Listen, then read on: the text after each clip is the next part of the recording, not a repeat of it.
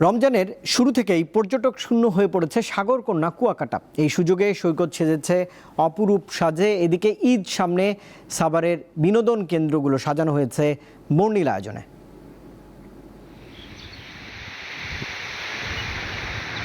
ধুধু বালুকা বেলায় বাতাসে দোল খাচ্ছে গুলমলতা ও তার রঙিন ফুল। পাশেই লাল কাঁকড়ার অবাধ ছোটাছুটি, রয়েছে অতিথি পাখি।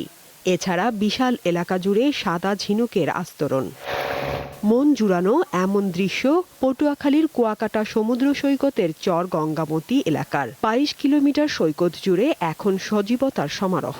এই রোজার মাসটা দীর্ঘ এক মাস ধরে পর্যটকের চাপ খুব কম। ওখানে কিছু পাখি আছে যেগুলো এখান থেকে যাইয়ে দেখতে হয়, আর আশা করি ইনশাল্লাহ ঈদের পর আসলে এটা মনে হয় এখান থেকে তারা উপভোগ করতে পারবে। বিচের পারে যেমন তিন নদীর মোহনা, লালকাকের চট্টর যেরকম এসব জায়গায় যায় আমাদের মনটাই অন্যরকম শান্তি পায়। ঈদের টানা ছুটিতে মন জোড়ানো এই সৌন্দর্য উপভোগ করতে কুয়াকাটায় 5 লক্ষাধিক পর্যটকের আগমনের আশা সংশ্লিষ্টদের। এখন পিরিয়ড হোক রেগুলার বা হেভি, প্রয়োজন মতো কনফিডেন্স আছে রেডি। Play with confidence.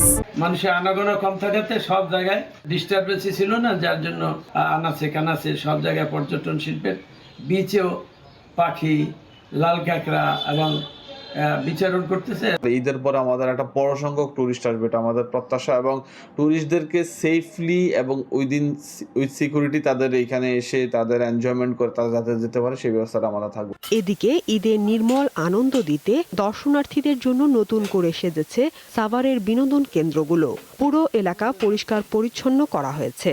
এছাড়া রঙের আঁচড়ে পার্কগুলো হয়ে উঠেছে আকর্ষণীয় ও প্রাণবন্ত।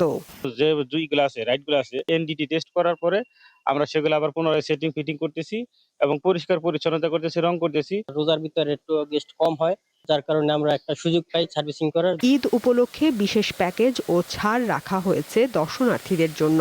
বড় সবাই আনন্দ উল্লাস করতে পারে, সেক্ষেত্রে আমাদের পার্কের কোথাও কোনো কাজ আমরা বাকি রাখছি না। ঈদ উপলক্ষে বাচ্চাদের জন্য 2-3টা রাইডস নতুন নিয়ে আসা হয়েছে, আর একটা বড়দের জন্য টুইস্ট অ্যান্ড টাওয়ার, এই আর একটা রাইড যোগ করা হয়েছে। ঈদে পরিবার পরিজন নিয়ে বিনোদন কেন্দ্রগুলোতে দর্শনার্থীদের ঢল নামবে এমন প্রত্যাশা সংশ্লিষ্টদের।